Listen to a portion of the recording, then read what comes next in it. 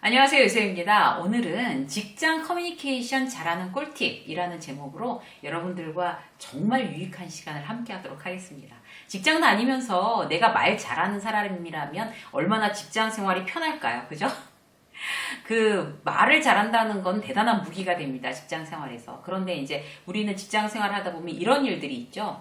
저 사람은 말을 제대로 못 알아들어. 라든지, 내가 분명히 그렇게 얘기 안 했는데 엉뚱한 소리 한다? 라든지, 아니면 저 사람은 참 무슨 말만 해도 너무 오해를 해. 이렇게 좀 피해의식이 있나 봐. 라든지 여러 가지 타입의 사람들이 모여있기 때문에 말로써 오해가 생기는 경우가 참 많습니다. 그런데 그 사람이 꼬아듣든 그 사람이 오해를 하든 그 사람이 어떻게 듣던 간에 그게 반드시 그 사람만의 책임이라고 하기에는 좀 그렇죠. 어쨌든 나의 말하는 방법에도 분명히 문제가 있다는 거는 공동 책임이라는 거는 어쩔 수가 없습니다. 그래서 더욱더 비즈니스 관련된 어떤 말하기는 평소에 늘 이렇게 내 말버릇에 대해서 점검하고 그 다음에 더 좋은 말하기를 공부하고, 이것이 직장 생활을 잘하는 방법이 아닐까 싶어요. 그만큼 커뮤니케이션 기술이 대단히 중요합니다. 자, 그럼 오늘은요, 첫 번째는 어떤 걸 할 건가 하면, 후배에 대해서 지혜롭게 어떤 이렇게 커뮤니케이션 하는 방법, 여기에 대해서 이제 간단한 팁을 먼저 이제 얘기를 해볼게요. 부하 직원이나 아니면 뭐 딴 팀에 있는 이제 내 팀원이 아니라고 해도 후배 직원한테 대할 때는 어떻게 이야기를 해야 될까? 이거에 대해서 첫 번째 우리가 이제 기억해야 될 부분은요, 공사 구분하기. 공사 구분해서 말하기입니다. 굉장히 중요하죠. 그런데 이게 이론적은 그런데 친한 사람하고 그렇게 공사 구분하기가 직장에서 쉽지 않은 경우들이 있습니다. 그래서 이제 제가 영상 중간중간에 말씀드릴 때 형 동생 하지 말자, 언니 하지 말자, 이제 이런 얘기를 그래서 하는 거거든요. 적당하고 건강한 거리가 있어야 직장 동료들 간의 그 관계가 오래도록 신뢰를 바탕으로 유지될 수가 있습니다. 그래서 너무 친밀한 사이, 그러니까 건강한 거리 두기에 실패한 경우에는 특히 이제 이런 공사 구분해서 말하는 게 불가능해지는 경우, 이런 굉장히 어려워집니다. 자, 구체적으로 한번 볼게요. 공적으로는 굉장히 엄격하게 대하고 사적으로는 다정하게 대하는 거죠. 그래서 후배 직원한테 이제 얘기를 할 때 부족한 점이 보이잖아요. 이제 뭘 잘못했다든가 부족한 점이 보이던가 이러면, 자, 기본적으로 어떻게 말을 해야 될까요? 팩트 중심으로 개선점에 대해서 얘기하는 거죠. 그래서 뭐 정신을 도대체 어디다가 두고 다니길래 넌 그러냐? 라든지, 뭐 나사 빠진 것 같아?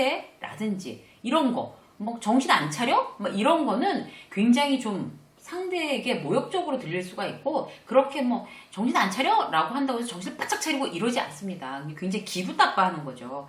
그래서 이건 팩트 중심의 얘기, 나사 빠진 것 같아, 이거는 팩트 중심의 얘기가 아닌 거죠.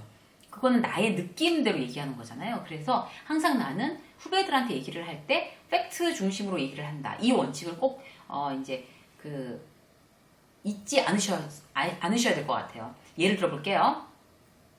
나하고 굉장히 친한 이제 후배예요. 그래서 마음도 잘 맞고, 그래서 뭐 같이 맥주 마시고 볼링도 치고, 그다음에 취미가 같아서 막 LP판 모으는 이제 그런 취미를 갖고 있어서 서로 이제 그 LP 레코드 같이 들어보고 빌려주기도 하고, 굉장히 저 친구랑은 너무 잘 맞아 하고 잘 지낸단 말이에요. 그러나 공적으로 일을 제대로 잘 못한다고 했을 때는 거기에 대해서 얘기를 해야 되는 거죠. 어떻게? 팩트 중심으로.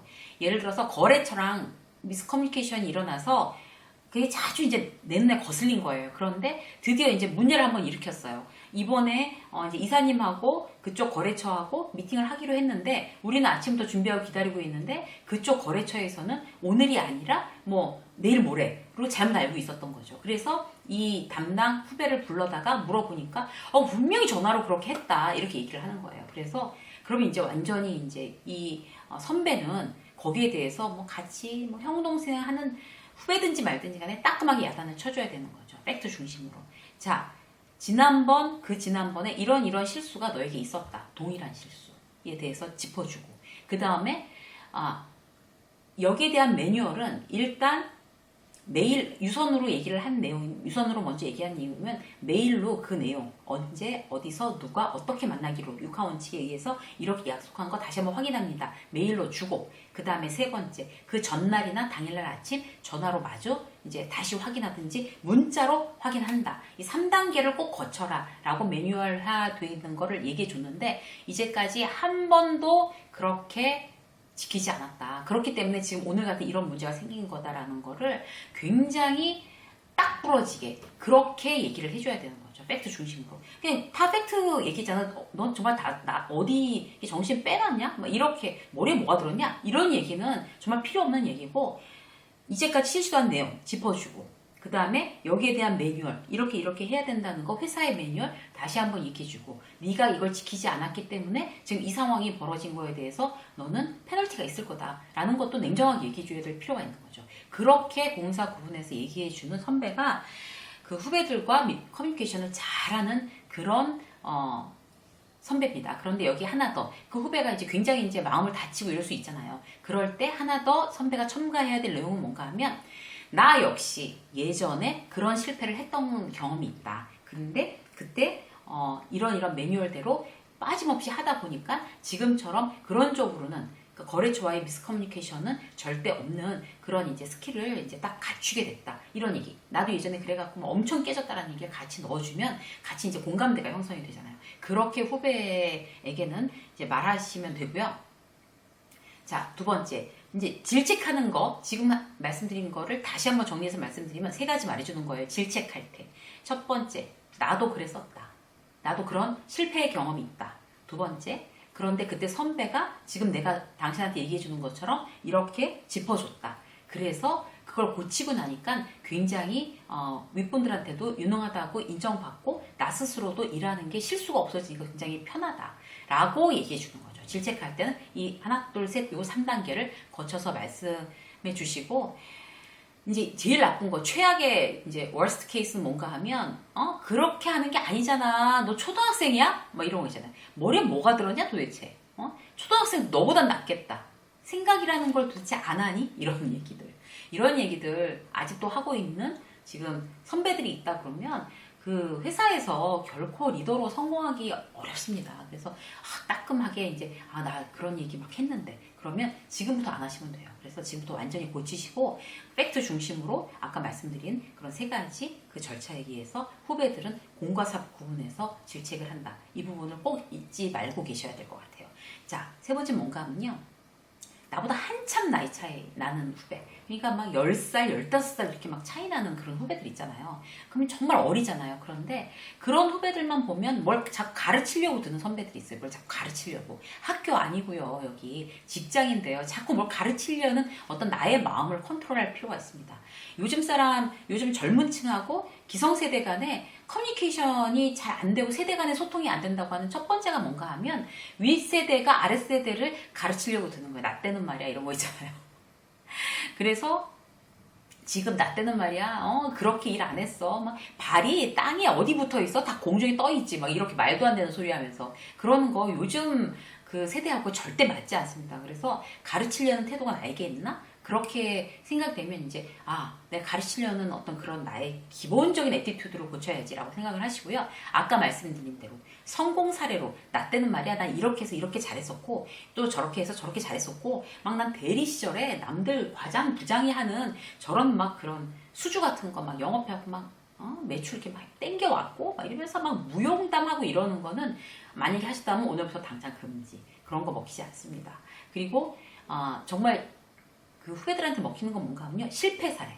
그러니까 지금 선배 그때 내가 지금 신입사원 뭐 홍길동 사원, 뭐 홍길동 주임만 할 때 이런 실패를 했었다. 지금 생각해보면 굉장히 부끄럽고 그때 굉장히 황당하고 이랬는데 그런 부분에 있어서는 이렇게 미리 좀 준비하고 이렇게 조심하고 있으면 나처럼 그런 실패는 그래서 그렇게 난감한 경우는 안 겪을 것 같다. 이렇게 얘기해 주는 게 대단히 그들에게 공감을 불러일으키고 가르침이 됩니다. 나의 실패 사례를 통해서 뭐 실무로 가르칠 때 업체 컨택하는 방법이라든지 나의 미팅 방법, 상사한테 보고하는 방법, 내가 상사한테 이렇게 보고했다가 완전히 깨지고 나서 그 방법을 완전히 고쳤어 라는 어떤 이런 방법, 이런 거 있잖아요. 그렇게 하면 훨씬 더 후배들한테 잘 커뮤니케이션이 되는 선배가 될 수 있습니다. 머리 큰 후배들 가르치려고 드시면 나는 어떻게 돼요? 그렇죠. 꼰대가 되는 거예요. 꼰대. 자, 두 번째 볼까요? 이번에는 자, 직장 상사한테는 어떻게 말해야 될까? 직장 상사에 대한 보고법이나 이런 이제 직장에서의 어떤 보고 방법, 뭐 전화로도 어떻게 보고하는 거 이런 부분에 대해서는 그 대화법, 그 재생 목록에 가시면 대화법이 있거든요. 그 안에 충분히 다 이제 얘기들이 자세한 내용이 있습니다. 그래서 지금 다시 반복하진 않을 거고요. 오늘은 그 직장 상사에 대해서 내가 오해하고 있는 점에 대해서 이제 몇 가지를 짚어드릴 거예요. 어떤 건가 하면 직장 상사가 일단 어렵잖아요, 일단. 그래서 웬만한 거 얘기 안 하려고 들고, 이제 쭈뼛쭈뼛하고, 막 그러는 경우가 많아요. 그리고 내가 하고 싶은 얘기 다 못하죠, 직장 상사한테. 그런데, 그러다 보니까, 내가 직장 상사를 어떤 부분에 대해서 오해하고 있는지, 그거를 제가 몇 가지 말씀을 드릴게요. 우리가 이제 직장 상사에 대해서 흔히 하게 되는 오해는 어떤 건가 하면 첫 번째, 말 안 해도 알겠지.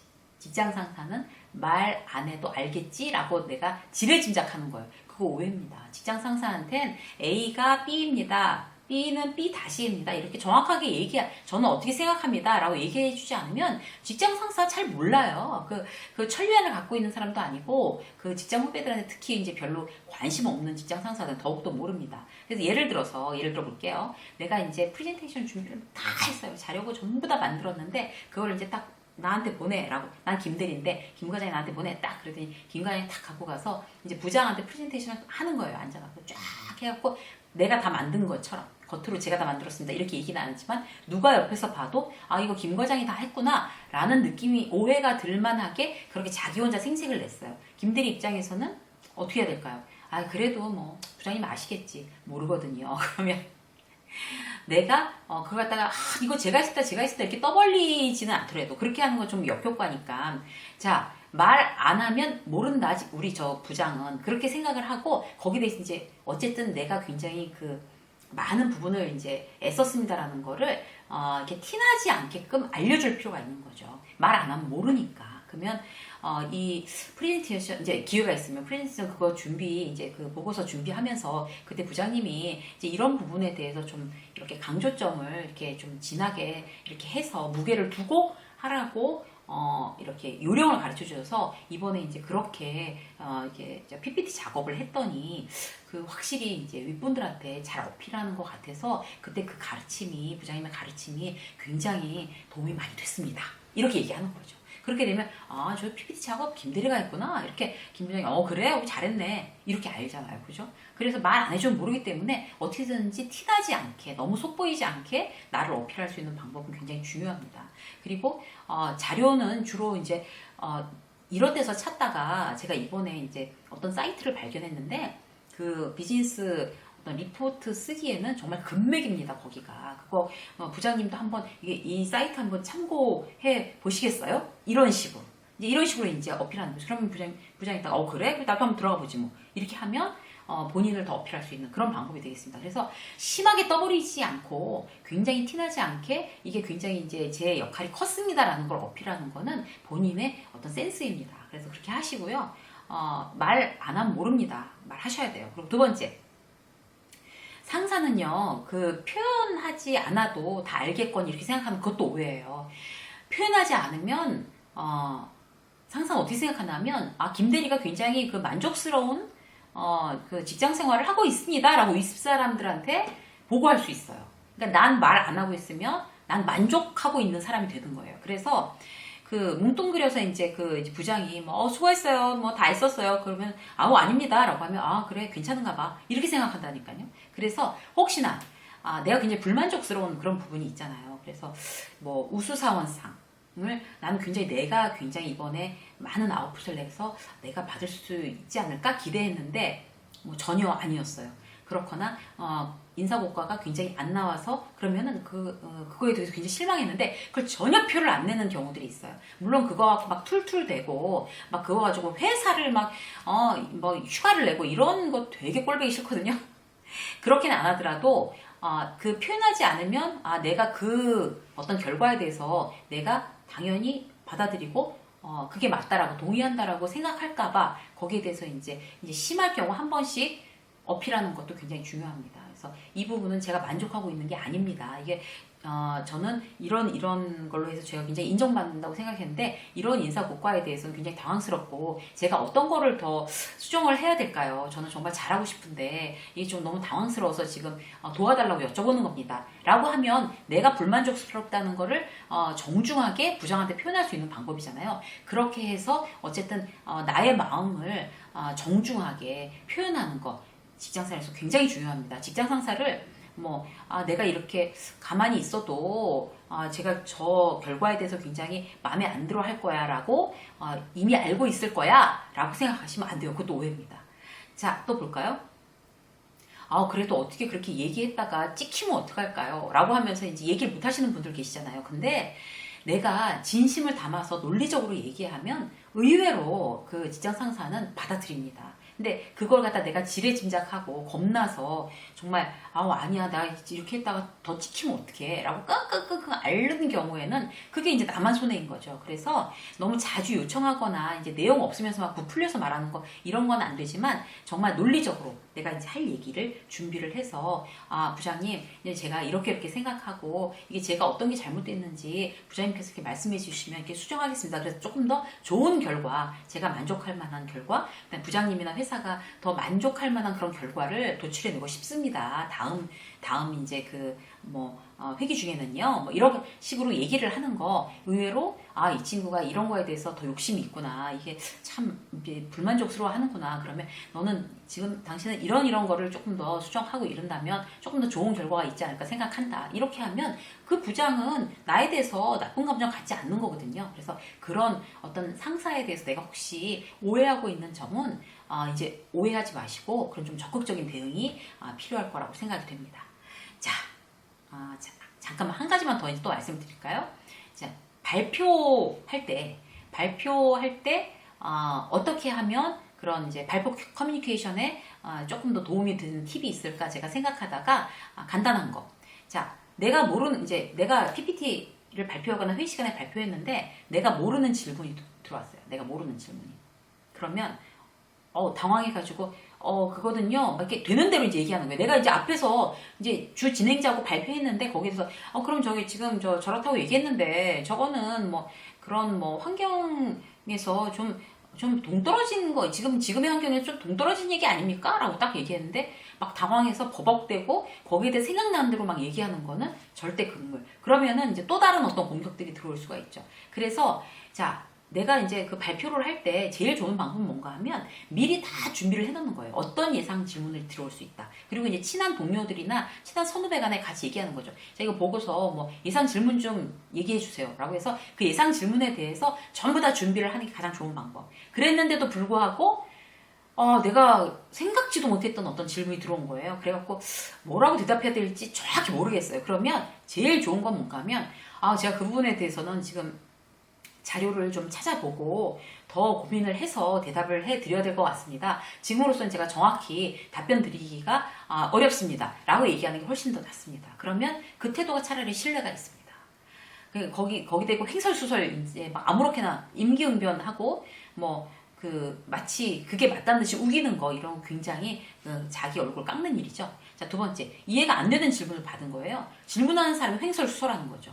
그러면 듣고 있다가 이런 얘기인가? 라고 해서 그냥 이렇게 대답해 주면은 같이 횡설수설한 질문이 정확하지 않았는데 내 대답은 정확하겠어요? 그러면은 이제 나도 똑같은 사람 되는 거기 때문에 이해가 안 되는 질문을 받았을 때 횡설수설하는 장황한 질문을 받았을 때 듣고 있다가 지금 그러면 이제 무리하게 답변하지 말고 지금 박 과장님께서 말씀하시는 건 그러면 이런 걸 지금 궁금해 하시는 거죠? 라고 정확하게 다시 내가 요약을 하는 거죠. 그러면 그게 아니라 라고 하든지 맞습니다 라고 하든지 그러면 이제 거기에 대해서 답변을 하면 그게 내가 듣기에도 횡설수설이었는데 다른 사람들 청중들 듣기에도 횡설수설인 거잖아요. 그럼 그들도 아 그런 질문이었어? 라고 하면 훨씬 더 다들 알아듣기 쉽고 나도 스마트한 이미지를 이제 건넬 수가 있는 겁니다.